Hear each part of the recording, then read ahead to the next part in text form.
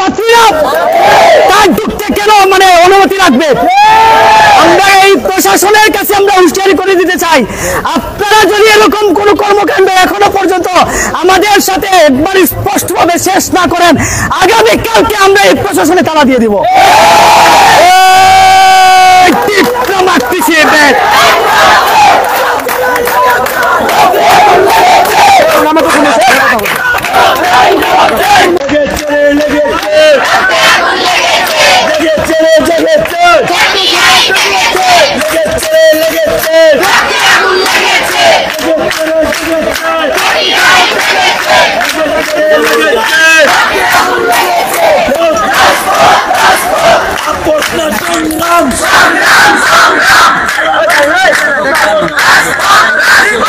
ছাত্রীরা তার ঢুকতে কেন অনুমতি রাখবে? আমরা এই প্রশাসনের কাছে আমরা হুঁশিয়ারি করে দিতে চাই, আপনারা যদি এরকম কোন কর্মকাণ্ড এখনো পর্যন্ত আমাদের সাথে একবার স্পষ্টভাবে শেষ না করেন, আগামীকালকে আমরা এই প্রশাসনে তালা দিয়ে দিব।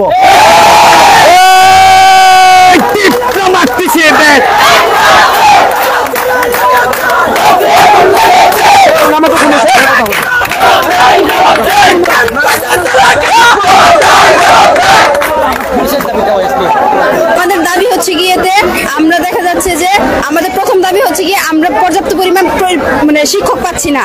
আরেক হচ্ছে গিয়েতে আমাদের দেখা যায় যে আমরা সার্কুলার পাচ্ছি না। আমরা যদি 4 বছর 5 বছর এত কষ্ট করে পড়াশোনা করি, আমাদের তো আমরা তো ইন্ডিপেন্ডেন্ট হতে যাচ্ছি। আমরা যদি ইন্ডিপেন্ডেন্ট না হতে পারি, আমাদের যদি চাকরির সুযোগ না থাকে, আমাদের বেকারত্ব দূর হবে না। আমরা এত পরিশ্রম করে যদি চাকরি এত পড়ালেখা করার পরে যদি আমরা চাকরি করতে না পারলাম, আমরা কি করব? আমরা এখানে পড়াশোনা করছি উচ্চ শিক্ষার জন্য, আমাদের দাবি হচ্ছে উচ্চ শিক্ষা। আমরা যদি উচ্চ শিক্ষায় শিক্ষিত হতে পারি, তাহলে আমাদের কথাই বলে যে তুমি যদি আমাকে একটা শিক্ষিত মা দাও, আমি একটা শিক্ষিত জাতি দিব। আমি যদি উচ্চ শিক্ষায় শিক্ষিত হতে পারি, আমি একটা সম্পূর্ণ জাতি করতে পারবো উচ্চ শিক্ষার ক্ষেত্রে। তারপর হচ্ছে গিয়ে উপসরকারি কর্মকর্তাদের 2য় শ্রেণীর কর্মকর্তা হিসাবে গেজেট প্রকাশ করা, প্রজ্ঞাপন জারি করতে হবে। এখানে হচ্ছে গিয়ে আমরা যে উপসরকারি কর্মকর্তা আছি, আমাদেরকে 2য় শ্রেণীর কর্মকর্তা হিসাবে গেজেট প্রকাশ করতে হবে এবং প্রজ্ঞাপন দিতে হবে। কৃষি ডিপ্লোমার মান উন্নয়নের জন্য শিক্ষক সংকট দূর করা, কৃষি ডিপ্লোমা মান উন্নয়নের জন্য যে আমাদেরকে পর্যাপ্ত পরিমাণ শিক্ষক দেওয়া হচ্ছে না, আমাদের ক্ষেত্রে যদি পর্যাপ্ত পরিমাণ শিক্ষক না দেওয়া হয়, আমাদের এই সংকট দূর হবে না। তারপর হচ্ছে গিয়েতে কৃষি ডিপ্লোমা ডিআই এর অধীন থেকে বের করে সম্পূর্ণভাবে আলাদা প্রতিষ্ঠান গড়ে তুলতে হবে। আমরা এখনো ডিআই এর অধীনে আছি, আমরা চাচ্ছি যে আমাদেরকে ডিআই এর অধীন থেকে বের করে আলাদা একটা প্রতিষ্ঠান গড়ে তুলে দেওয়া। তারপর হচ্ছে গিয়ে কৃষি ডিপ্লোমার বেসরকারি চাকরির ক্ষেত্রে দেখা যায় যে ন্যূনতম 10ম গ্রেডের বেতন দিতে হবে। তারপর হচ্ছে কৃষি ডিপ্লোমাদের মাঠ সংযুক্তির ভাতা দিতে হবে। অন্যান্য ক্ষেত্রে দেখা যায় যে নার্সিং এর ক্ষেত্রে, মেডিকেলের ক্ষেত্রে বা পলিটেকনিকের ক্ষেত্রে মাঠ সংযুক্তিতে ভাতা দেওয়া হয়, আমাদের এখানে ভাতা দেওয়া হয় না। আমরা ভাতার দাবিটা জানাচ্ছি। তারপরে হচ্ছে উপসহকারী কৃষি কর্মকর্তাদের প্রবেশের পর 6 মাসের ফাউন্ডেশনের ট্রেনিং এর ব্যবস্থা করা। অন্যান্য ক্ষেত্রে দেখা যায় যে আমরা যদি ট্রেনিং পাই, তাহলে দেখা যাবে যে মাঠ সংযুক্তির পরে আমরা চাকরির ক্ষেত্রে গিয়ে আমাদের দক্ষতা বাড়বে। আমরা যদি ট্রেনিংটা পাই, আমাদের মান উন্নয়ন হবে এবং চাকরির ক্ষেত্রে গিয়ে আমাদের দক্ষতা থাকবে। আমাদের এই দাবিগুলো পূরণের জন্য আমরা চাচ্ছি যে এই আন্দোলন করতেছি। আমাদের একমাত্র দাবি হচ্ছে গিয়ে উচ্চ শিক্ষা।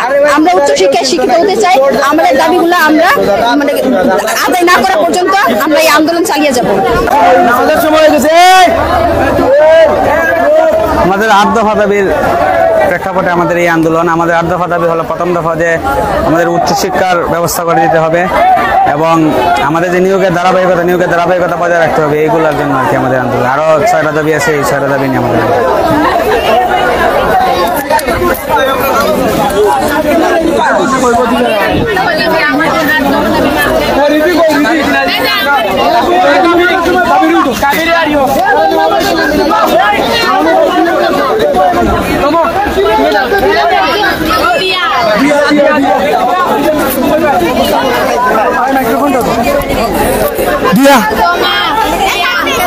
তুমি কথা বল আন্দোলন সম্পর্কে আমাদের দাবিগুলো